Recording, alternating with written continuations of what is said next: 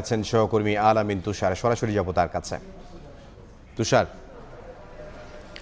কড়াইল বস্তির আগুনের পরে এখনকার অবস্থাও কিন্তু সেই অসহায় আর দুঃখে ভরা। কেননা যারা তাদের এই যে বসত বাড়ি হারিয়েছেন, মাথার উপরের ছাউনিটা হারিয়েছেন, তারা অস্থায়ীভাবে ছাউনি তৈরি করার চেষ্টায় কিন্তু এখন মত্ত। আমরা দেখতে পাচ্ছি বিভিন্ন জায়গায় পলিথিন দিয়ে, তেরপাল দিয়ে, কেউ শেষ সম্বল একটি ছাতা দিয়ে হলেও নিজের মাথা ঢেকেছেন, গুজেছেন নিজের মাথা, এবং উপরের সব কিছু যেখানে পুড়ে গেছে সেখান থেকে ছায়ের ভিতর থেকে বের করার চেষ্টা করছেন।